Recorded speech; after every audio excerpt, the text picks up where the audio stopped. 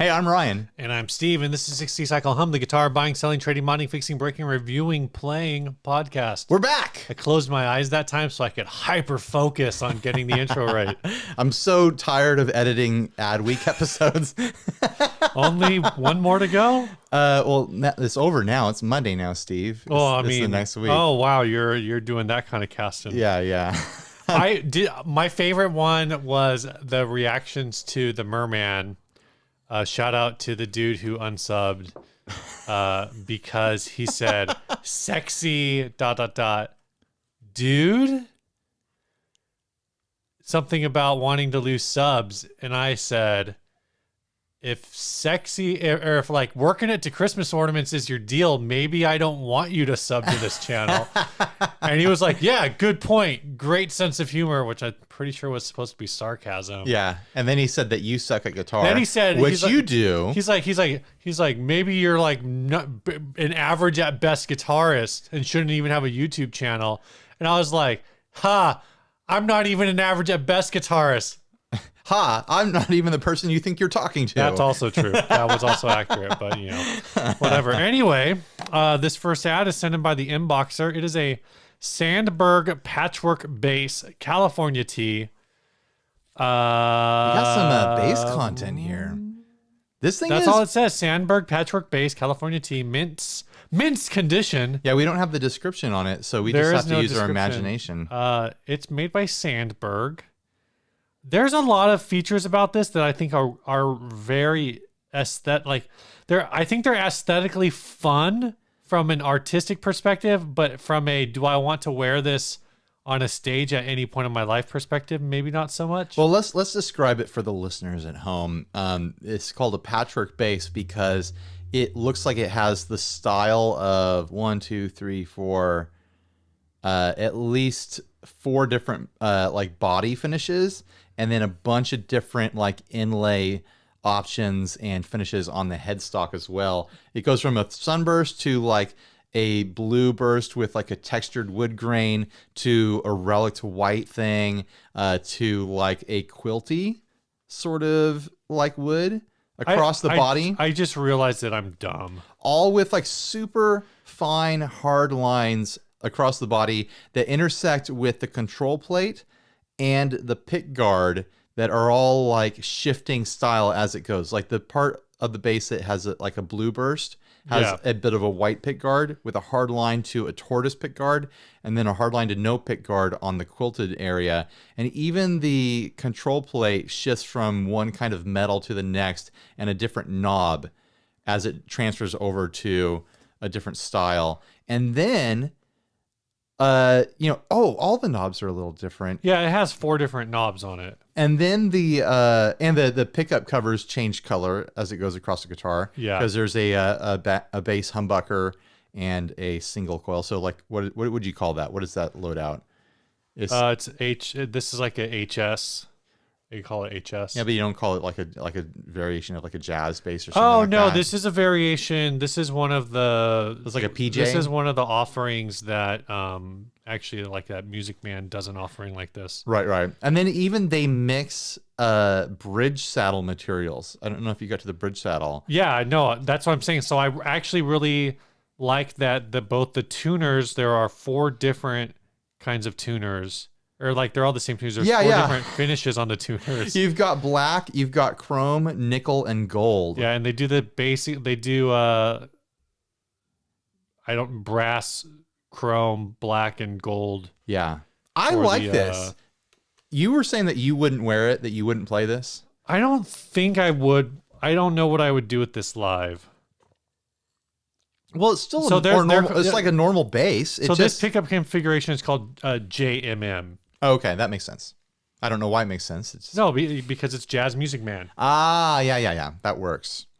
And then the fretboard like differences is wild. I think that's the part where I would maybe get lost playing this live. Because it's like, what is that? Like your 7th fret through your 14th fret are just a big block of white. Like it changes to a maple fretboard. And then you've got... Oh, yeah. Then you've got the big block inlays on the 1st fret through the 4th fret. I really like the look of it, though. I like how everything's very clean. It's all going the same diagonal direction. There's good energy to it. I think I would play this. I think I'd want to swap out the quilted area for like a different look than that. I just don't think I'm fishy enough for this. It is pretty fishy. But so I've been like, I can see that it's different finishes and it's doing different things, but I did not process as I was looking at this, like it's a patchwork of different bases. Right. It's a patchwork of different don't know finishing styles. Why I struggled with that. It's hard to look at. It feels like a Photoshop job when you're looking at it. Yeah. But it's not. It's a real life object.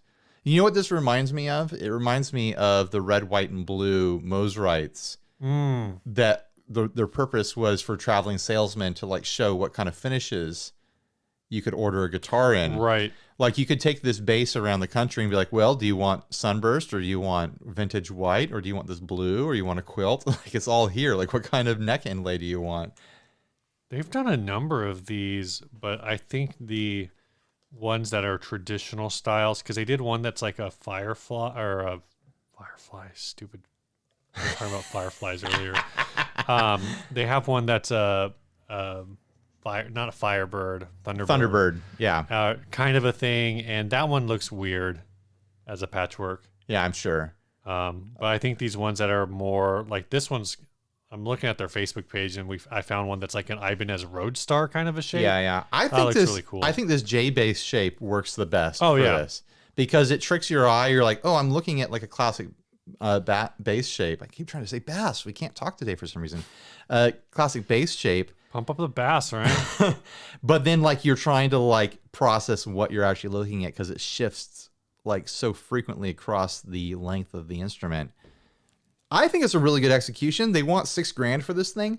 I imagine the amount of work that goes into making this look good and pulling this off well is not like insignificant. I feel like $6,000 is probably fair for this thing. Apparently these sell they normally sell these for like $7,000 to $8,000. Like this is on Reverb. If you were to buy one like new. This is being sold by the Guitar Museum in Thailand. Yeah, I don't understand that part, but $200 shipping. I feel like that's cheap to get it from Thailand. Who knows? American shipping, I've heard, getting things shipped to the United States is cheaper than getting it shipped away from the States. Away. Yeah. There's some like certain countries have like really interesting, to say the least, like mail practices where like their parcel services are like so heavily subsidized that basically, it's like costs nothing to ship. So here's my question, Steve. If you could do this sort of concept, what body style would you go for? What kind of features would you go for? And what like 4 finishes would you combine? So I do like the jazz bass idea. Mm-hmm. Man, you know, this I wouldn't say that this is it. I think I would, probably go with a PJ scenario just because that makes a little more sense to me. Mm-hmm.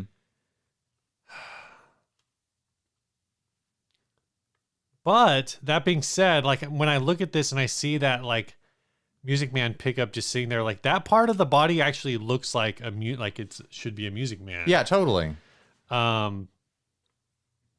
don't know. I'm not creative enough to think of that. Well, how about this question of the multiple bass styles that are represented in this instrument?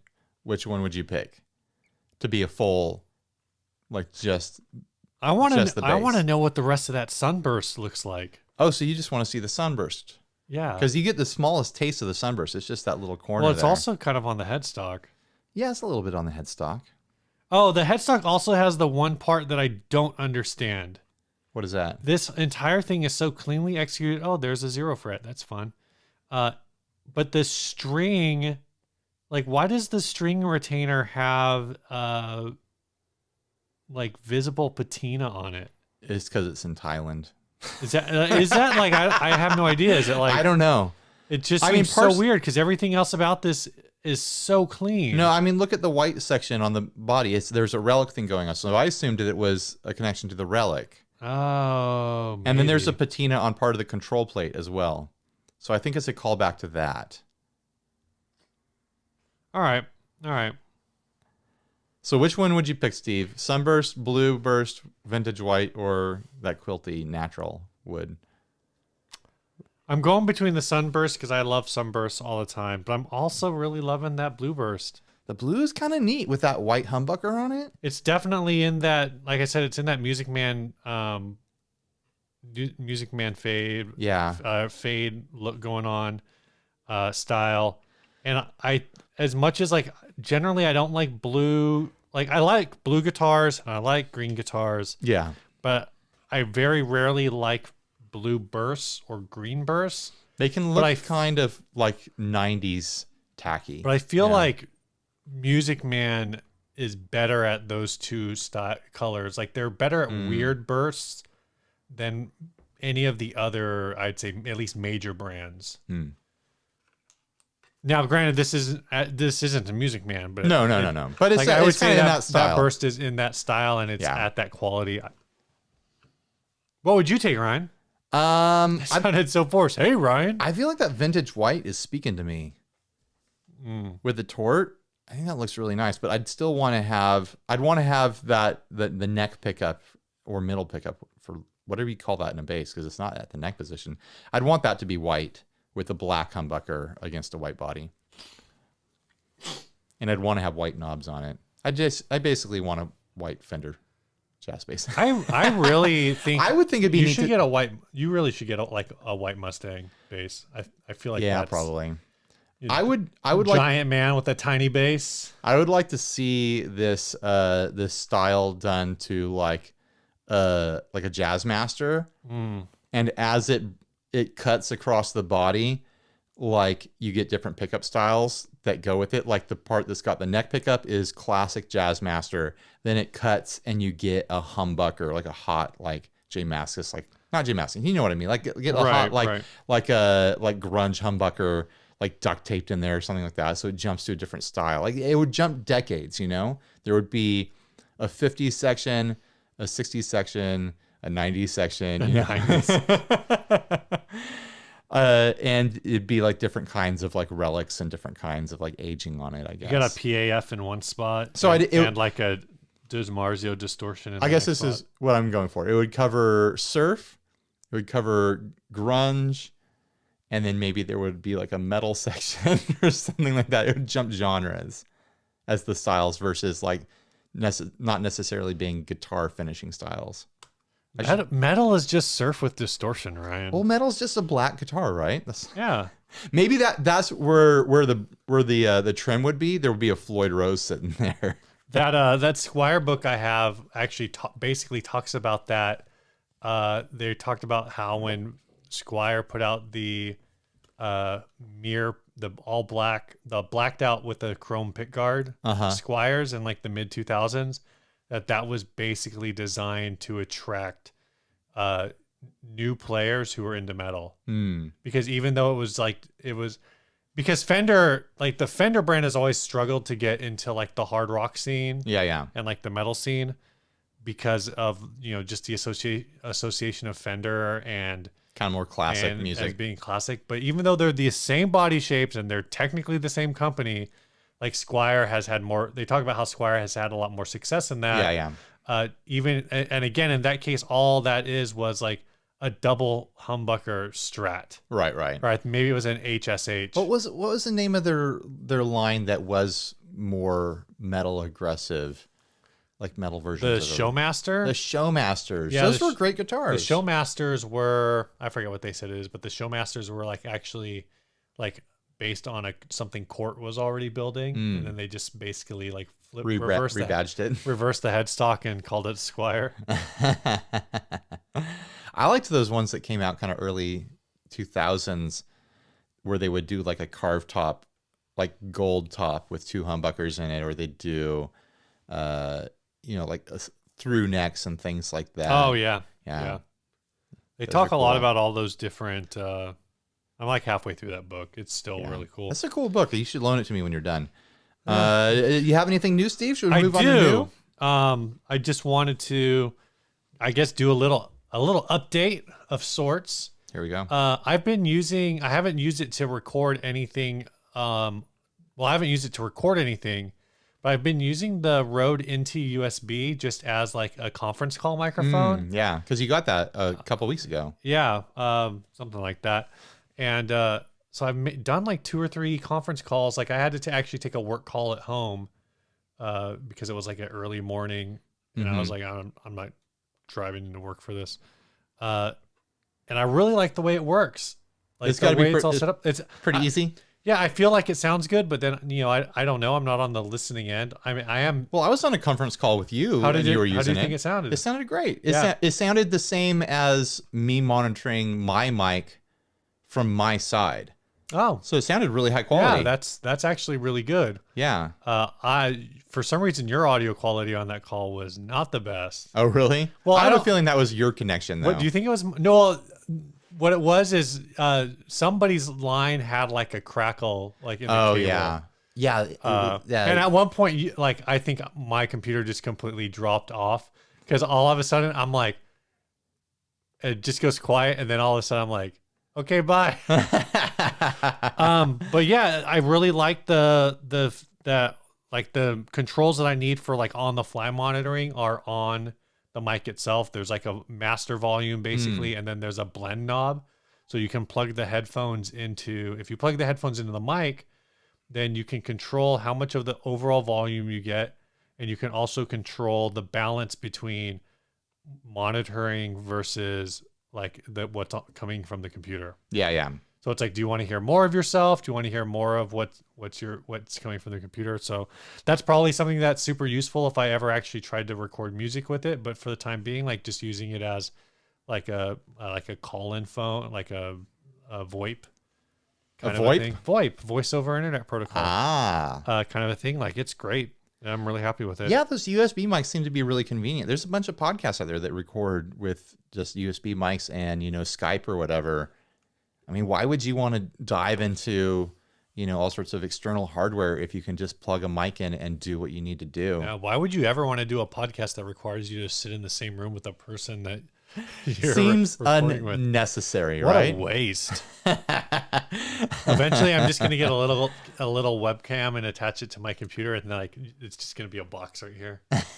I'll send you the video file at the end of the Yeah, session. then we'll get to hear, kids screaming from my both gosh. both sides of. It'll be way louder at my house. Yeah, you got anything new? I don't think I do. I couldn't think of anything. I mean, everything that's new for me, I've already documented and put on YouTube, We got a suggestion on what we should do. I don't know if you saw it already, but we already got a suggestion on what to do with that guitar. With the Firefly? Yeah. What is it? Someone said that we should art project it. Basically, since it's already, I'll say barely playable. Would you say completely unplayable? 5 out of 6 strings are playable, is what I'd say. It's not fun to play. Like the action's bad and you can't lower it. Yeah, I don't feel like anyone should play it. So basically, what was pitched is that we should just art project it, Like strip it down and paint it up. carve our names into the neck, like across the fretboard, across the back, whatever. And then put it up for auction. Do like a And charity auction? Do a charity auction. I like that idea. So I really like the idea. It was suggested that only people in the Patreon should be able to bid on it, but I think, I think we should go open season on it. If we're doing charity auction, then it's got to be open to as many people as possible because Yeah. we're trying to raise money for someone in need, But I like that idea. I think I that's like a that fun idea too. Instead of me just throwing it into a wood chipper or something, which would be a lot of fun. The whole time we were talking about it earlier, and you're like, yeah, I don't know what I want to do. I've just been like, Ryan, just get your phone in YouTube Live right now. We're going in the backyard. We still need to destruct your guitar. Oh, I know. Maybe I'll do that this week. I'll do a video of taking that thing apart because I just want to show how crappy it is Oh, before it's so weird. we do retire that guitar because that guitar needs to be retired. Yep. All right. So sponsors, let's pay some bills. Yeah, let's pay some bills. Let's pay a bill. Yeah. Let's pay all the bills. Sorry. What am I looking for? You're looking for our sponsors? Like who is the current list of sponsors, I guess? Not really. No, you're just cruising your email right now? I'm cruising our email right now. This first sponsor is mojostompboxes.com. I assume they're still a sponsor. If they're not, they're getting this one for free. Mojostompboxes.com is a great source for like vintage and rare effects. Just a ton of like Japanese built and like older Eastern, like Asian built instruments. Import stuff. Import stuff. It's a really cool site just to browse and like learn about like what's out there. Stuff also, you didn't know existed. If you see something, I also really dig the Mojo Stomp Boxes Instagram page. I will say like they post up like things that come in. I've been seeing a lot of like vintage Tokais and whatnot on there. So it's really cool. Go check it out. mojostompboxes.com. This episode is also brought to you by Singular Sound, makers of the Beat Buddy, the Cably, and the Aeros Looper. The Aeros Looper. Which I still want. It looks so cool. I don't know if it's in production yet. I think it is. No, yeah, it is. It's for sale. It's out? Man, I want it. Send it to me. Go check them out. The Beat Buddy is like basically the best pedal form drum thing on the market. They make a full-size version and a mini version. Mm-hmm. The Cably is a tool that you can use to wrap your cable up fast without it getting all tangled in a mess. It's like the thing you'd use to wind up your garage power cables, only it's for instrument cables. Yeah, it's smaller and it's sleeker. Do you think I could use that for my power cables? Or your power cable's too thick? They might be too thick. They're pretty small, man. The ones that I've seen in person anyways. Maybe they have a bigger version. I don't know. Check them out. And that looper, man, that thing is pretty wild. Listen, I don't fully understand it. I can't talk about it. It shows you all the tracks on the screen as you record them and as they loop. So it's like you can look, if you made like a drum beat in your looper, you could see the peaks and the valleys and you can sync up with it visually. You can do all sorts of crazy stuff with like editing on the fly and whatnot. It's a freaking cool looking looper. Yeah. Go check it out. SingularSound.com. Yep. All right, this first topic that I'm trying to find on my phone, even though I probably don't really need to. Oh, that's what you were looking for. Yeah. Yeah, I should have screen grabbed that, huh? Is the new Boss WAZA Air wireless guitar headphone amp. This was just released. It's $400. It's not pretty cheap up there for headphones. I mean, I spent $300 on the ones I'm wearing right now, and I know they're like a specific like broadcast headphone mic. Headphone, you know what I'm saying. Yeah. But I mean, they want $400 for these things. They're WAZA headphones, which is like Boss's like premium quality, right? Like line, and it's supposed to be an amp in headphone experience, and you can like Bluetooth to your phone. So it's not even like an amp and headphone experience, because the way they're describing it is that like the algorithms are like super 3D. So it's not like, you know how when you it's a room simulating experience that a virtual amp is in. So I would say like you and I, we both use IEMs at church. Right. And I always, when people ask me about IEMs, I'm like, well, you know, like to me, when the IEMs are like working well, I always feel like I'm playing along to like a really high fidelity CD or like recording, right? Like it's right there, it's right in your ear. And the way that they describe this is like not like that. It's not like, oh, this is the best sounding because it's like this super high quality. It's like, this is the best sounding because it sounds like it doesn't sound like you're headphones. Yeah, it doesn't sound like you're listening through headphones. It sounds like you're in the room with an amp. I want to try them out. I'm sure I'll try them at NAMM. I'm not asking Boss to send me them because it would be impossible for me to demo something like this. Like, how do you demo headphones that don't have like an output to them? It's got 5 customizable amp combinations and over 50 tweakable effects. It comes with obviously it comes with the WL series. It's part of the WL series of wireless transmitters. So if you've used those or if you've read about those, like this is using that same kind of technology. How do you feel about the look? They have like this kind of like vintage, like broadcaster can look to them. I like them. I like the look. With like the WAZA symbol on the side and the silver stripes. Yeah. They kind of look like aircraft controller headphones. Yeah. So that's the thing I was thinking about too is, you know, $400 for headphones sounds like a lot to me because the most I've ever paid for headphones is for like actual like listening headphones is like when I paid $40 or whatever for my Right. for like my mystery box Most and of- I won headphones. Most of my life, I've just assumed headphones are supposed to come with a Walkman, you know? Right. But you know what you're saying is like the headphones that you're wearing, and actually the headphones that I'm wearing are the same ones without the With a mic. without the microphone. Like they're not cheap. No. And so if you were to just take like a high quality headphone and give it like and combine it with like a guitar wireless piece, Yeah. like now you know you're No, I like think that's those two, like just those two pieces alone, like that's $300 of technology when you pretty easily. when you compile like the technology that's going into these things, they're not just headphones. Yeah, they are headphones because that's the form factor of them. But then it's an amp simulation that pairs with your phone for controlling it, and it's got the wireless plug for your guitar. So yeah, I think there is enough tech going into these to justify the price point because they're not headphones. They're a headphone amp practicing system that you can also use as headphones with your phone or whatever for listening to music and for playing along to music.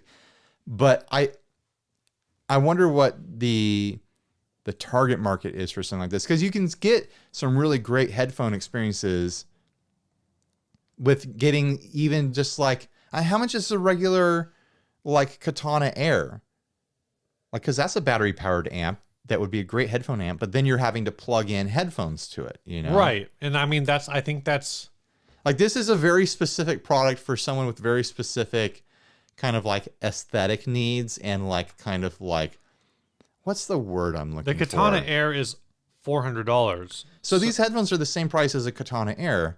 Right. But this is for someone who has this aesthetic in mind, this simplicity sort of thing. Like, what's the word I'm looking for like a simple life? minimalist? A minimalist. This is like a minimalist thing. Like, You for don't someone have room for an amp. for someone who's like, I want to hang my headphones on a special like little hook on my desk so they're like presented, and then my guitar's over here, and all I have to do is plug in the guitar and put on the headphones, and I've got nothing else. It's like a minimalist like aesthetic rig where you could get a lot of different headphone experiences with various amps that have headphones. Katanas from Boss, those Yamaha amps, there's even like an EHX Stomp or something like that, you can get a really good headphone experience out of, but you're dealing with all these cables and all this extra stuff, where this really is just like as simple as you can get. This is like it's your guitar and it's your headphones. This is like the ultimate travel experience too. Like for quality, you could travel with this pretty easily. Yeah. I was looking through the pictures. I don't see any sort of output jack on them. I think that's my biggest issue, is that you've got this thing that is processing your sound and you can't use it to output to something else if you wanted to. Like if you wanted to record or something, you're kind of out of luck. But then that's not really what they're for. And not everything has to be a do-it-all device, So maybe it's better that they focus on just making it do what it does really well. And maybe like the way it processes sound wouldn't make sense once it's outputted, even though it could just be a stereo signal. But then maybe it wouldn't make sense for like recording or something like that, because it's meant to be on your ears. Yeah, it just sounds like it's designed to just be compact, have a bunch of options. It'll take like a Yes. Yeah, it'll take a knife. It'll take a knife. It has, no, never mind. It says memory slots. For some reason I read memory slots and was thinking you could put like an SD card in it. Oh, no. So it's like presets. Yeah, presets. I think this is really interesting. Would I get it? I could see like if I was moving into a smaller, like honestly, when I think about the way that I play, and the equipment that I currently own. When I think about the way you play, you should definitely be wearing headphones. No one else should have to hear that. No, like I should probably like just sell off every amp that I own except for like maybe one. And use that money to buy this. And just be for your home practicing because rig? like I literally have not used an amp for any purpose in like a year. How do you think it would handle bass? Oh, I don't know. That'd be interesting to try out. Maybe they need to come out with a bass version. I mean, these headphones are meant to also do, like you can sync it with your phone just to listen to music. No, that's what I'm saying. Like you can use it as a jam thing where like you're listening to tracks off your phone and you play along with it and stuff. Right. So, but I'm saying like if it's, I would imagine it's tuned at least to decently handle bass. I see what you're saying. But I'm saying like, are the amp models in there are going to be bass appropriate? Just use the clean right, one. but that's not the same. Like bass players want to have extra low end and stuff like that. Like a guitar clean amp model's not necessarily going to do it for most people. Did I just bass-plain to you? The way I had it, yeah, you did. Gee, Ryan, I didn't know that. No, the way that I kind of understood it is that the one, is it listed here? It's not. Is that one of the amp voices is basically like is like no voice. Oh, okay. Or it's like a clean preamp sound. So that would probably be good for bass. So or it's like acoustic guitar. It's for acoustic guitar, Yeah. but yeah, a lot of times systems, at least in my experience, like systems that are designed to be Wi-Fi, like wide frequency responding enough to work with acoustic guitar, are at least passable for bass. Yeah. It would be interesting to see, some other companies run with this concept and do it cheaper. Yeah, it would be nice for some companies to run with this concept and just do it not trash. This feels very forced because I was trying to lead into the thing that you found earlier. I know. I don't remember. Oh, somebody else posted about this in the group. Is EHX came out with a line of earbuds. So how long ago did they do this? I don't know. There's no date on it. But there's the EHX R&B buds, which are just like full in like the Samsung style in-ears. There is the they also have the EHX NYC cans, which are lightweight, comfortable, and phenomenally affordable. NYC cans are collapsible and even feature a micro SD card slot for playing MP3. In addition, they'll accept an optional cable. Wait, so are these cans not Bluetooth? There's a guitar.com article on these from September 2019. So these came out recently. Hold on. The EHX NYC cans? Uh-huh. Okay, they are Bluetooth. I was going to say, like, why do you... So they are Bluetooth. Okay, yeah, I guess. I was like, why do you... If they're Bluetooth, why do you need an 1/8" output? But it's like, I guess... Like if you have a device that doesn't have Bluetooth, yeah. How spoiled are we? But these are just headphones, right? They're not a guitar system at all. No, they're just headphones. And then my favorite one of all is the EHX Sport Buds. Ideal for your active lifestyle. These lightweight, comfortable earbuds let you take your music with you when you're on the go. I haven't seen any of these products in person, but I have trouble believing that Mike Matthews sat down and designed headphones. I have a feeling they're just rebranded, like import. Stuff. Think that like this is, to me, okay, so what this is, and I guess it's like kind of worked out, is this is like when, this is Marshall when they first put out a Bluetooth speaker. Right. But it's like worse than that, because at least I guess when Marshall and Fender put out their Bluetooth speakers, they at least looked like kind of like furniture, rebadged. It looked like, oh, if I'm going to have a Bluetooth speaker, I want one that looks like an amp, where these are just like, they're just headphones with a logo stamped on them. Yeah. Well, and like I said, there's cans. The sport ones are the goofiest ones to me. Like nothing about the EHX brand says to me like, yeah, I'm gonna go on a run today. Let me go see what let me grab. I need these EHX. I've just been jamming on my Big Muff, and now let me grab my EHX Sport Bud so I can go on a run. I think EHX should branch into all kinds of consumer goods. I can't wait to get my EHX like Magic Bullet kitchen blender. And I don't can't wait to get freaking like a TC Electronic Foreman grill. I will say like these are pretty cheap. Like, they gotta be. The R&B buds, which again are like the push-in float one, like they're the full they call full wireless, are $70. The sport buds are $36. Really what this is I'm not seeing the is cans. Electro-Harmonix looking at their dealers and like, oh, all our dealers are selling like generic branded headphones right now because people go to a music store to buy that sort of thing. Why don't we fill that place on the shelf? I just can't. Okay, no, this is EHX getting the same emails that we get from random Chinese suppliers. It's just DHgate. saying, hey, we got this new product. You want to check it out? Maybe put it on your gift guide. And when EHX sees it and says, sure, we'd love a sample, they actually get the sample and they go, huh, what would this look like with the EHX logo on the side of it? How many units can we then get? Then they order 10,000 of them. Oh, man, I bet they order more than 10,000. They order 100,000 of them. I don't know. Because they're trying to put 100 units in every Guitar Center across America. I just can't. I just don't like.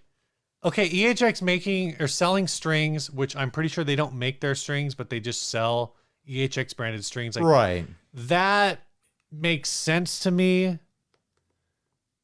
This doesn't. I just can't. Yeah. There's nothing.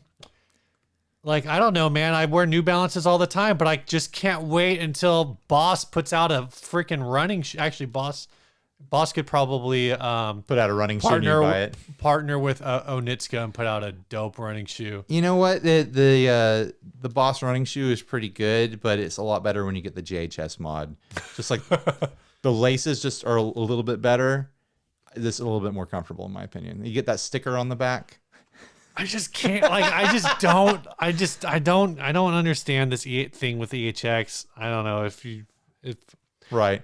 So long story short, we're fine with the Boss headphones that are super expensive, and we're not okay with these just rebranded EHX cheaper headphones. It's just, to me, that's brand dilution. Like, right. The EHX totally. thing is brand dilution. It's harmful. I think it is harmful to their brand to a certain extent, even though EHX can kind of get away with a lot of stuff. They have a million variations of all their pedals and all their products. The Boss thing is clearly like a very niche market product. Maybe it'll do well for them. Maybe it'll sell well for them. I don't know. Yeah. I'm looking forward to. I want to try them. I'm going to try them at NAMM for sure. I bet though. I guess they'd probably have to figure out a way to keep people from walking away with them. But I wouldn't be surprised if like NAMM is chock. It's like the cables where you connect your AirPods to them so you don't lose them, and it just looks like you're wearing headphones. They're gonna have to. People are trashing those, and I actually saw that. And I was like I would not like I would find those useful at work. No, those would be super useful. People complain about losing their earbuds. You have to tie them down some way, and that's what I'm saying about this product. When they have it at NAMM, they're going to have to attach a cable to them so people don't walk away with them. Yeah. And they're going to have to attach a cable to the wireless plug so people don't walk away with that. That's just going to be Matt Knight's job for all of NAMM, is just to stand there with his arms folded, staring at the guitars. I'm looking forward to NAMM. How do you feel about it? I hope I can go to NAMM. Oh, really? You don't think you will? No, I'm definitely planning on going, but I'm kind of contingencying for my life falling apart in the next 6 weeks. So, yeah. But otherwise, I'm super looking forward to going to NAMM. I already have 2 badges, Ryan. That's how excited about NAMM I am. I know that life of being like, I don't know what's going to happen around then. Like, I was there last year, man. No, I know. It. Yeah. I know. Speaking of more fun things, this modified Goldtop was sent in by Daniel Esporma. It says a cool player's grade 70 Les Paul custom at a super affordable price. The body was rounded and refinished. The fingerboard was replaced, blah, blah, blah. Dude, don't read the whole damn thing. It's got DiMarzio's. It's all gold. Every part of it is gold. Everything is gold. It's got 3 pickups, not just 2. It's got a nice vibe and a great feel. You know, only the top is gold. The back and sides are like either black or like a deep mahogany color. This is an original mahogany neck with a volute. It's an unoriginal fingerboard with mother of pearl dot inlays. Unoriginal medium jumbo frets. There's very little about this that is the original guitar. And there's stuff about it that just makes me wonder, like, how did that happen? When did it happen? Why did it happen? Well, the biggest thing is it says it's a vintage Les Paul custom. Modified gold top. It is a flat top. Yeah, it doesn't have the flat gold top on it. Which obviously it's not a true gold top. It's painted gold, and the shade of gold that it's painted is definitely not like Goldtop Gold. One of the wonky things about it too is that, like, you think about a Les Paul, you don't always think about this feature of it, but you think about how the top and the bottom connect to the sides of the guitar, and it's a very sharp guitar. Like it usually ends in binding or where there could be binding and just kind of an abrupt edge. Yeah. Every edge of this has been rounded. Right. Like really rounded. Like I would call that like a full like half-inch radius. Yeah. Round on the edge of every part of this guitar, which kind of changes the shape of it. Like it's kind of got that the lower horn gets wonky when you round it that much. It's kind of got the like almost more of an ESP vibe than a Gibson vibe. And this is, technically a vintage guitar at this point. I wonder when all this stuff happened to it. It's a 70s guitar. Yeah, the headstock is definitely headstock has that old yellowed binding. It looks great. I look at the headstock and I feel sad that I can't see what this guitar originally looked like because the headstock looks really cool. Maybe it was just mangled and they were like, what can I do with this? So. I hope something bad happened to it that caused them to make all these modifications. I mean, a lot of this is really clean looking and really pretty in a way. Like if this was from a different brand, I'd be like, oh, that's a pretty guitar. Yeah. But because I know that it started out as a custom LP, I'm like, oh man, what happened? Like I'm honestly wondering, because they said that the fretboard is new. I'm honestly wondering if they scalped off the maple cap, the carved maple cap, and then had to reshape the neck to get the action that they needed. Because we were talking about that earlier, like that if it truly is a Les Paul custom, then they somehow removed the top, but then it says it still has a maple cap, so it means they just like flattened the maple cap. They flattened the maple cap. Which obviously they didn't flatten it, like they sanded it down to nothing. Yeah. Which means you'd have to completely change the fretboard angle. So I'm wondering if that happened. Oh, man. Which is bananas to think about. Like, that is a huge operation. Like, I don't even know if you can pull that off. This guitar is accepting best offers on eBay. What did they want for it? What was the asking price? $1,800. What do 70s Les Paul Customs go for? I don't know. Either do I. That's why I asked. My gut is that price isn't low enough because there's no collectability here. It's not like this is a model that was released. One of those tuners is crooked too. The high E's crooked. Shoddy work there. Get to the back picture of it. There you go. Oh, sloppy. Like this is like someone's custom mod, and it's not something that anyone is asking for. So like, even though it looks well done and it looks pretty, like I honestly wonder what someone would realistically pay for this. It is weird. Yes, but like a 71 black beauty on Reverb is 5,400. Yeah, a 69 is 10 grand. A 77 is 43. So it's easily half of normal. Yeah, 75. There's a 75 for 37. But like for $1,800, you still are like want to buy a Gibson. Why would you buy this one? There's got to be other Gibsons you can buy for $1,800 that are not this one if you want a Gibson. And why would anyone be curious enough to drop $1,800 on this particular guitar when there's so little about it left that was the original guitar? It's going to feel completely different than the original guitar just because that carved top is gone. And who knows what sort of operation they had to do to get there. It's definitely not something that you could like you said, like there's not really a collectability. You got to play this in person and fall in love with it to buy it. Like that's just the reality. Like it's got to be on a shop wall. You walk in, you check it out like, oh, that's weird. You play it, you go home and you're thinking about it every day for months. And you're like, I got to go get that thing because it just vibed with me. Like I can't imagine buying this off the internet and just taking a risk on it because who knows what it's going to be like. I'm going to say bye. All right. At what price? At what price does this be not? Ooh. At what price does this transition from a buy to a buy? The number that jumped immediately into my head, $1,000 left. If this was 800, then I'd start sitting there and thinking about it. I was like, oh, this, the most of the neck is original.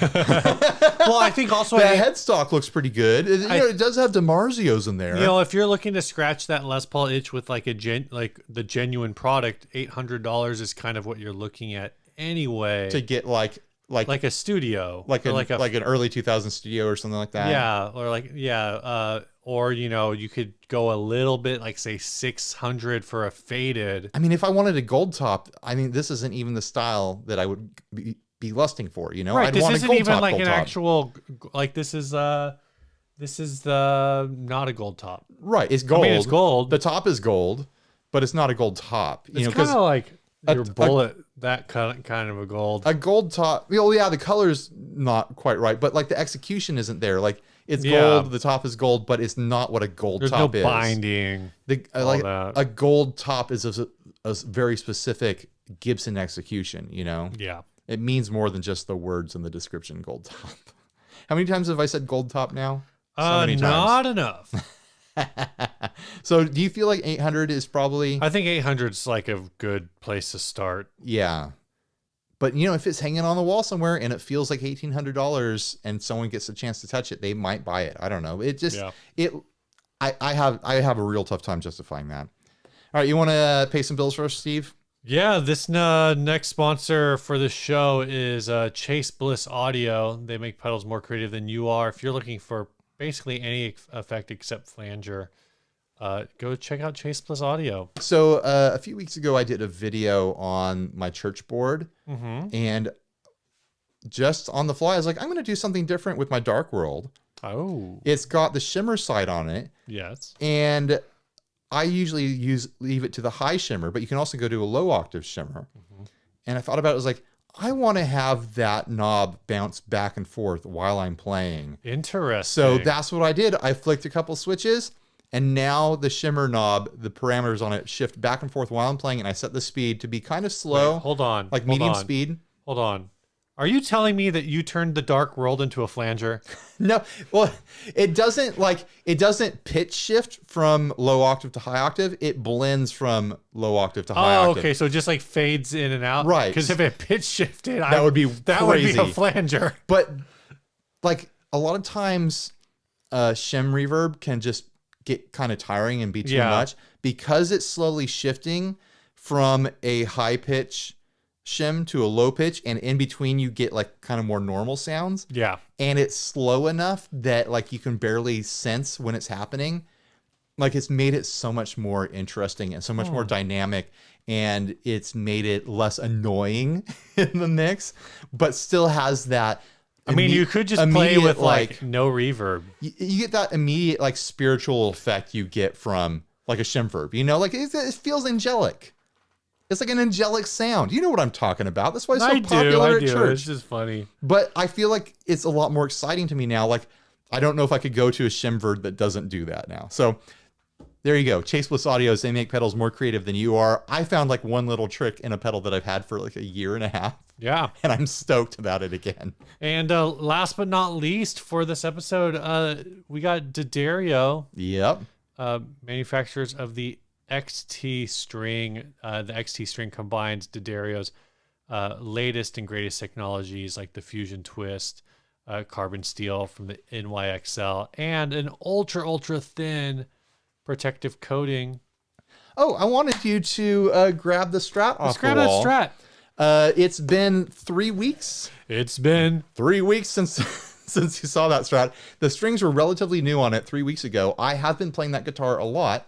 You commonly comment on the grittiness of my strings and, the acidity of my fingers. How do you feel about the quality of those strings right now, Steve?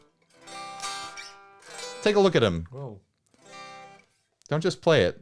Do those strings look greasy and grimy and rusty the way you would expect them to be after I'd played a guitar for a long time? I've literally played guitars that you said that you restrung 2 days before that look like total trash. This guitar's been hanging up, and so it does have like a little bit of room dust. Sure. Well, we're in a garage right now. No, I know we're in a garage. I'm just, being completely transparent. But if you handed this to me, I wouldn't not think that this was restrung. Like, what'd you say, 3 weeks, 4 weeks ago? Easily a month ago. Because I know the last time we recorded was a few 3 weeks ago. So I'd guess that these are at least month-old strings. Yeah. And I've been playing this guitar. I've played it at church. For you, these do not feel like month-old strings. For me, they feel like 6-month-old strings. Oh my gosh. Steve has that beautiful, perfect sweat that doesn't corrode anything. And I'm just a sweaty, acidic monster, apparently.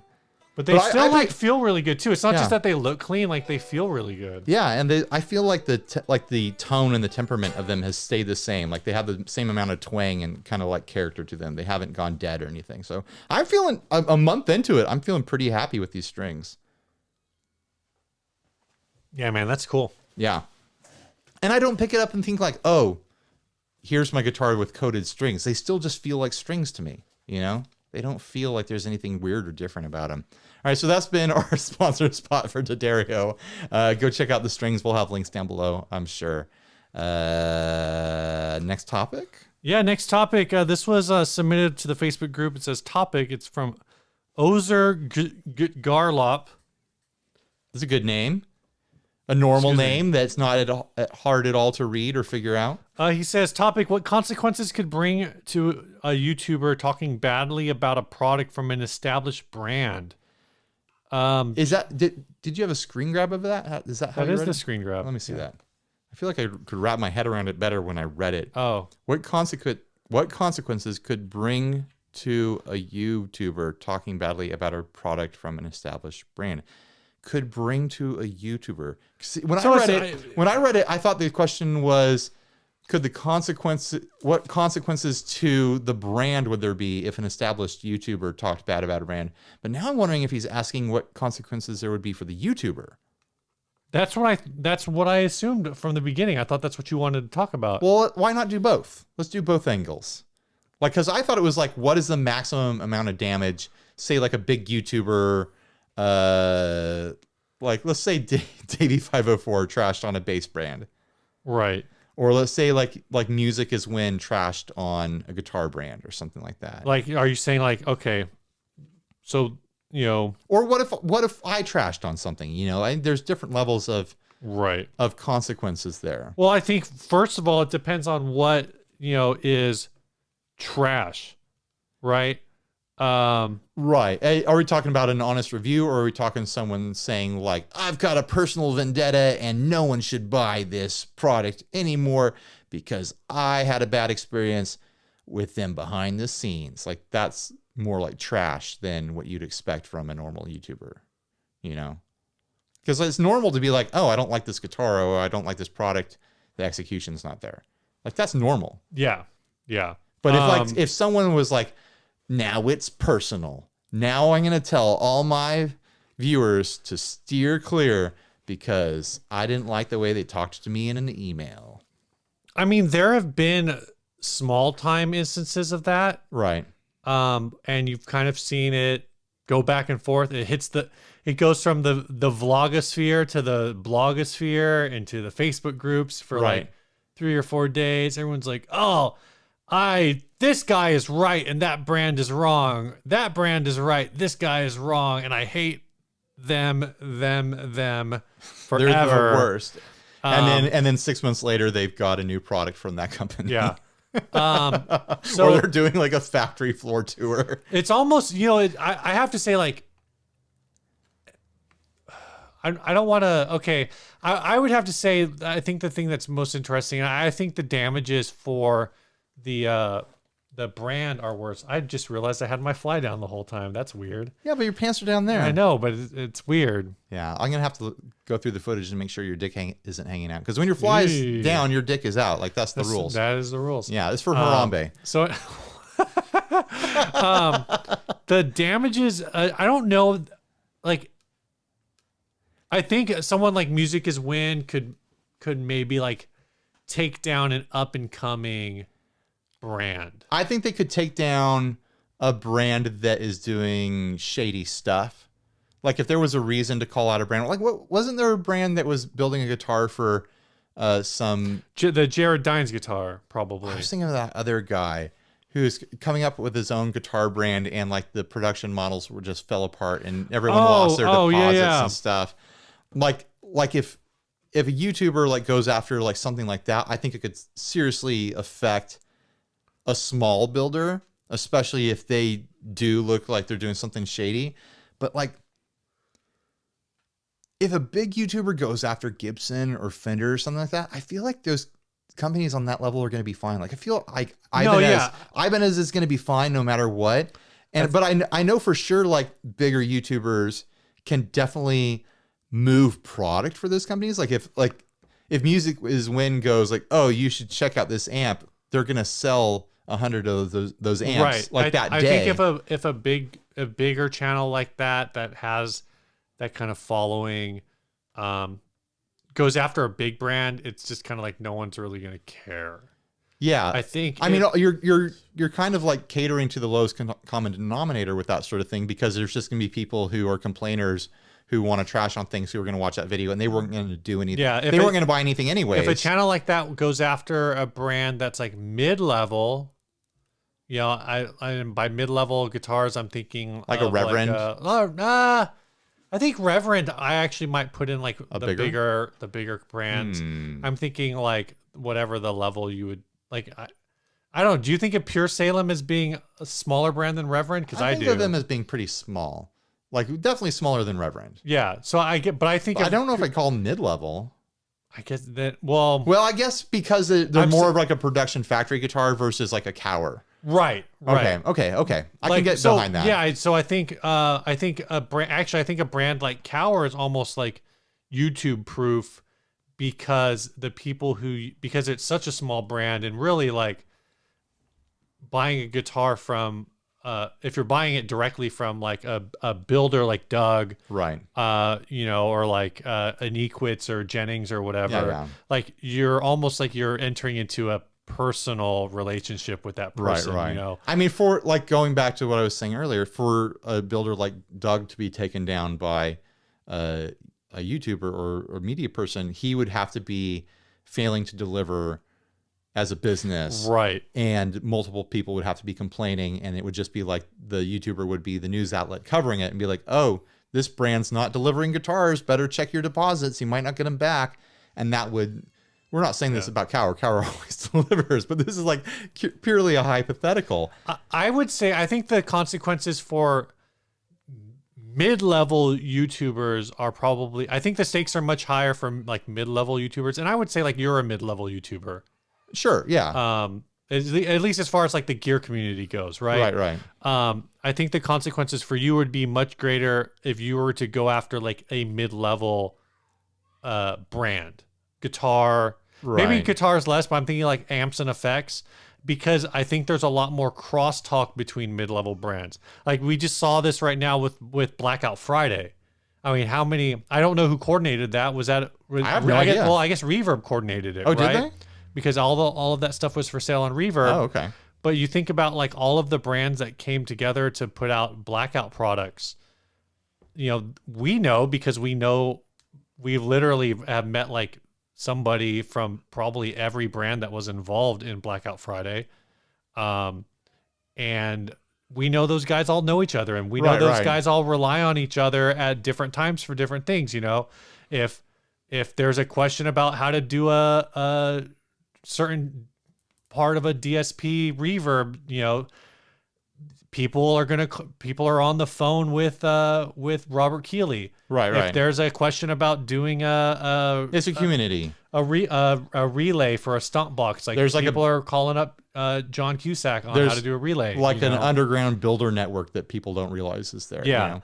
So I think from that level, like if you are a mid-level and you go after someone on the mid-level, like that's going to get out like, oh man, this guy's like a douche. Especially if you're if you're like a douche about it. And the same thing too, like no, I'm saying is if I just decided like I got a bee in my bonnet, I got to go after Robert Keeley, like everyone in the industry that knows Robert is going to be like, oh wow, Ryan is a dickhead. No, that's what I'm saying. We're never going to work with him again. The other thing that we've actually seen, and not to go on a tangent, but we've seen this a couple times, is people who are trying to start YouTube channels who decide to go after like bigger gear YouTubers. Right. Guys, we also all talk to each other.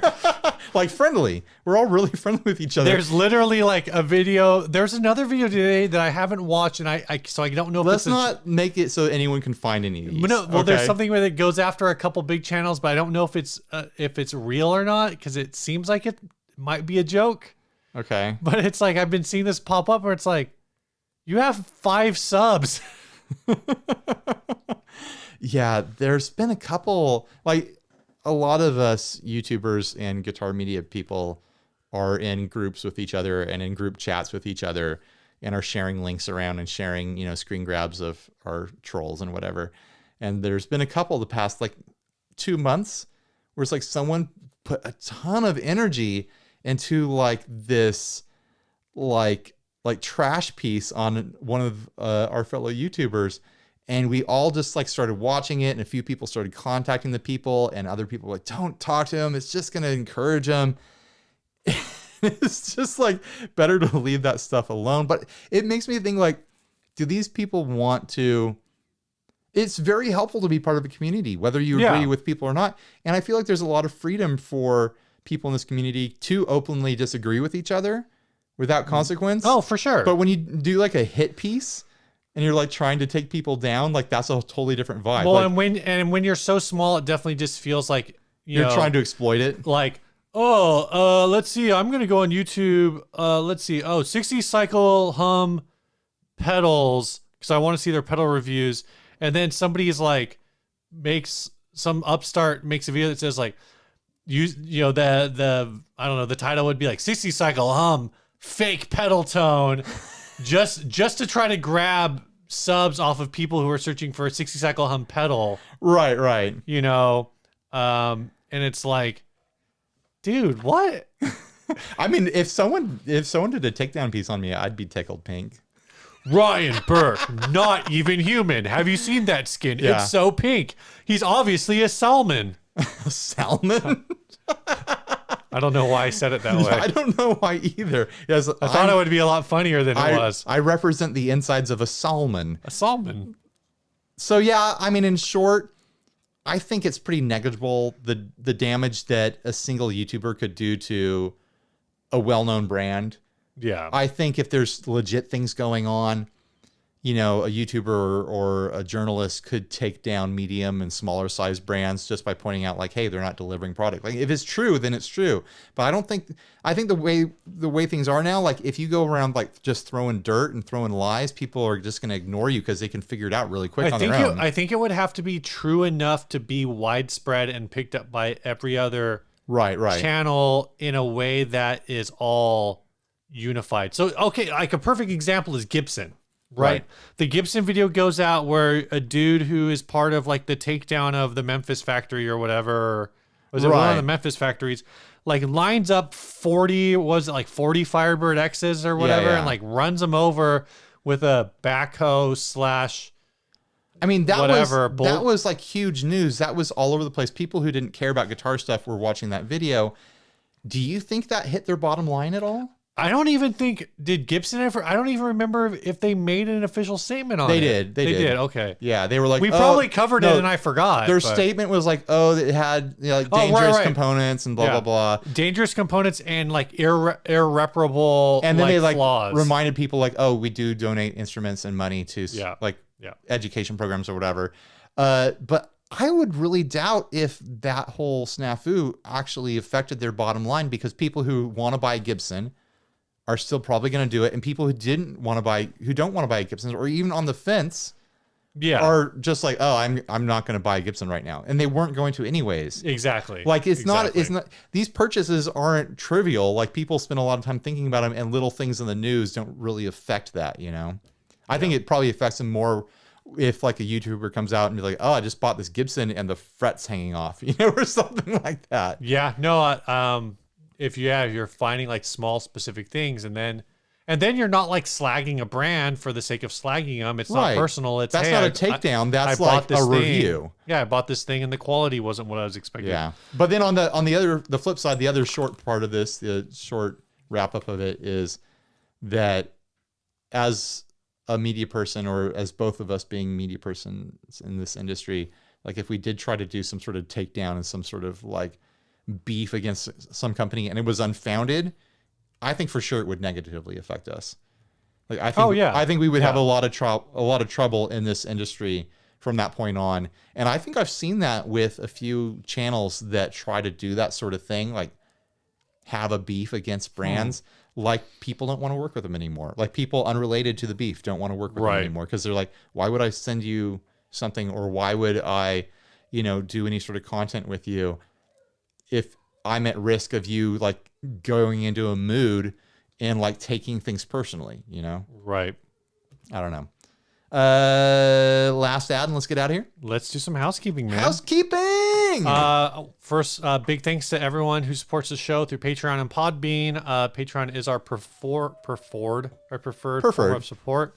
And this week I want to say big thanks to Paul Hook for joining us at the best friends level. I'll put together a sticker and pick pack for you. Is that the $5 level? That's the $5 level. Cool. The best friends sticker and pick pack. And I'm not sure if we have anything else at that level right now. And then Justin Setter's at the inner circle level. Pull out a bag. Let's put some stuff in it for him. I got this bag. I'm going to put this in there. This hot one. This is a hot one. Bass, volume, expression, and wah-wah pedal. You can use it for guitar. I tried it. It works just fine for guitar. This was actually supposed to go on the Sweetwater's World's Biggest Pedal Board, and it was redundant. They couldn't use it, so it sat on the sideline, and Sweetwater sent it to me. So you're getting a near piece of history. Oh. It was in the same room as history going on. We'll throw that in there. And I'm going to throw in some Tusk warm picks. Those are warm picks. So we'll get that sent your way along with a sticker pack. We got to give more of this stuff away with NAMM coming up, because we're probably going to walk away from NAMM with a bunch of swag to give away. I don't usually bring home much from NAMM. Do you? I bring stuff home. Okay. Yeah. I'm a hoarder. I also don't really try to crap. get stuff, so... This is me trying to heal my gear hoarding situation. Like, just take this stuff. I don't know what to do with it, but I can't throw it away. Someone take it, All right, this ad was sent by Nate Nagel. This is a vintage electric washboard percussion instrument circuit bent. The super clean one, 1950s rustic wood. It's $150 plus $12 shipping. Can you really call this circuit bent? There was no circuit existing. He says, okay, man, you've got your sick techno jug band and you're all dressed as cyberpunk hillbillies. Yeah. Got a stage set with a rocket ship shaped like an outhouse. You're about to change the world with your toothless yokel-style sick beats, but something's missing. Bam! Here's an ancient old washboard that's been modified with a guitar-style output and strap buttons so you can strap it on and blow people's faces off with your Alabama Mountain Man funk. It sounds loud and proud and works great through pedals and synthesizers. This one is the extra large version. If you like a more portable mini one, check my other listing. There's more of these. The last picture is of a different washboard, but it shows how the strap hangs in proper playing position. Strap not included. I just got to say, I know what I'm getting everyone for Christmas. I didn't know that electric washboards existed before today, and now I have to have one. I know the Secret Santa is supposed to be pedals, but do you think I could just send this instead? Oh my gosh. I think you have to send 2 or 3 of them. I don't know, man. It's the price is right. The price is right. That price is $150. How much is a regular washboard? I can't imagine a regular washboard is more than like, because you got that couple bucks. The transducer and the output jack. That's got to be like $30, right? Sure, generously. And you throw in a little bit of time to do that. You got to have a drill bit to get that stuff in there. I'm gonna look up washboard.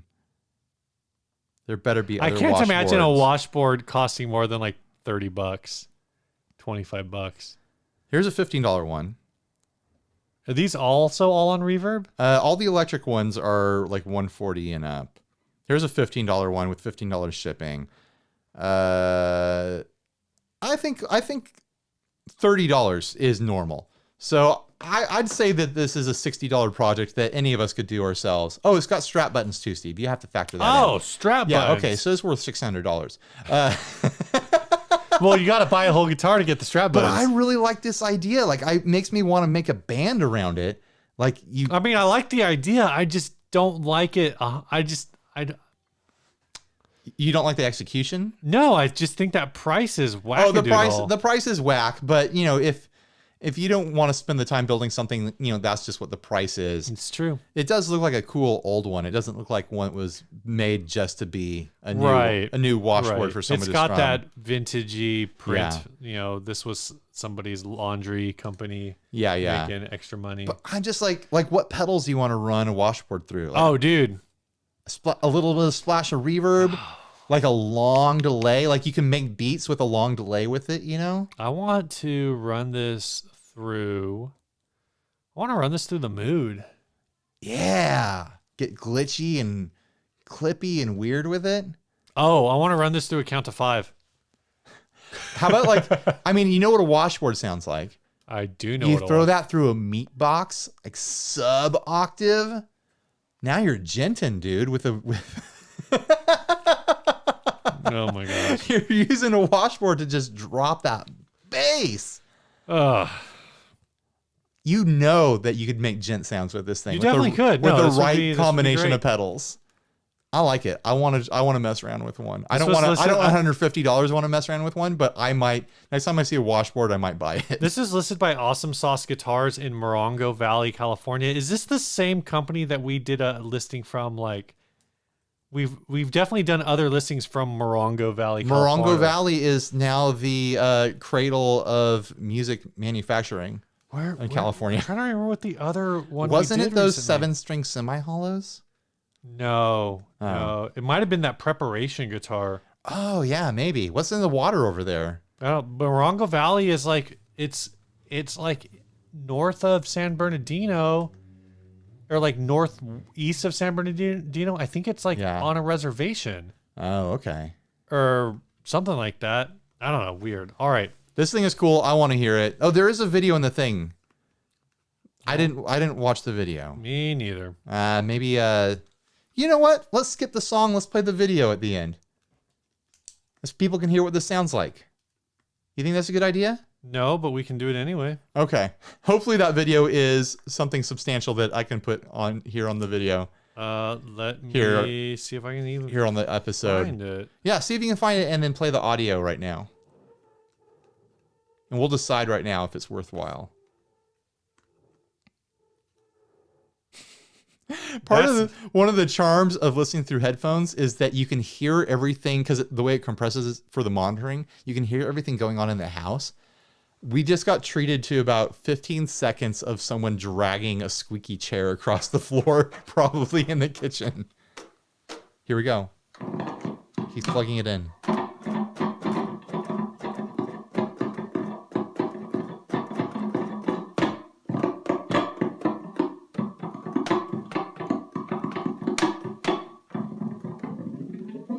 Whoa!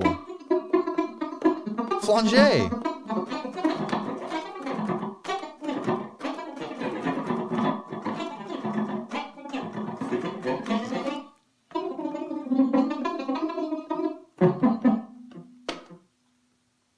Yeah, I'm gonna have to build one of those. Okay, play the song anyways. Oh man, I already crossed it out. I was hoping that once you put ink to paper, you can't undo that. All right, this song was sent by Clark Shores. He says, "Hey guys, love the podcast. Thought it would be fun to share my first attempt at writing and recording a full song at home. Should note I'm not a singer by any means, which is part of the reason I'm still sending you this under my still undeveloped solo project name. The song itself is a bit of an odd concept, so bear with me. It's about my cat Benjin learning to surf. The idea really started as a weird inside joke between my friend and I when I recently bought some home recording equipment and decided to write and record a song about the joke for his amusement in the vein of a surf rock song. For obvious reasons. The obvious reasons being cats and surfing. Yeah, cat subsurfing. As far as gear goes, all the guitar tracks are a Mexican Telly through his 70s Fender Music Master bass amp. The main guitar reverb is a Caroline Meteore for some lo-fi drip. The bass is a J-bass copy direct to interface. The drums are actually me hitting my mattress for a kick drum. Nice. And a hardcover book for the snare. Lastly, the water sounds in the solo and bridge sections are a half-filled water bottle I sloshed around. It's a little rough. I can't wait to hear this thing. But for something I did for a laugh, I'm happy with how it came out. So this is called Bodega Bay. I should have downloaded it while I was reading. But you didn't? Well, I didn't know it was a 10 meg file. It's going pretty quick. There it is. Internet. Play that boy.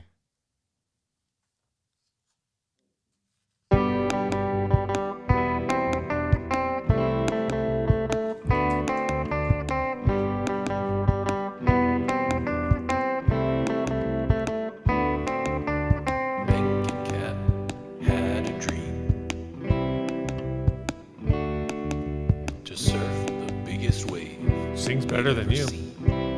Shots fired. He packed up his hoopty. He packed up his board. He pulled up to the ocean, ready to soar.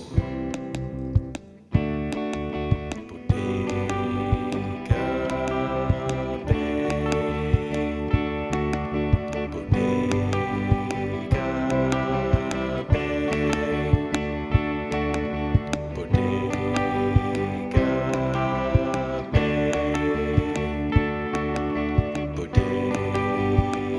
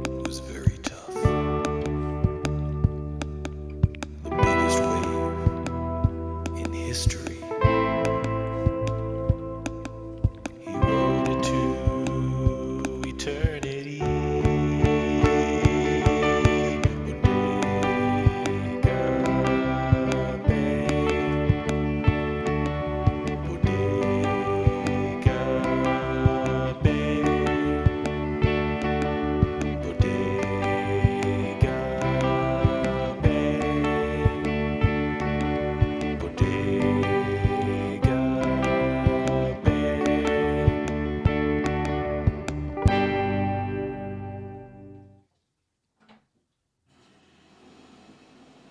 Oh, that sound we're hearing is someone starting a bath upstairs.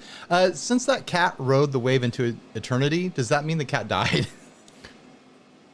I think the cat died in this song. The cat died in the ocean. Yikes.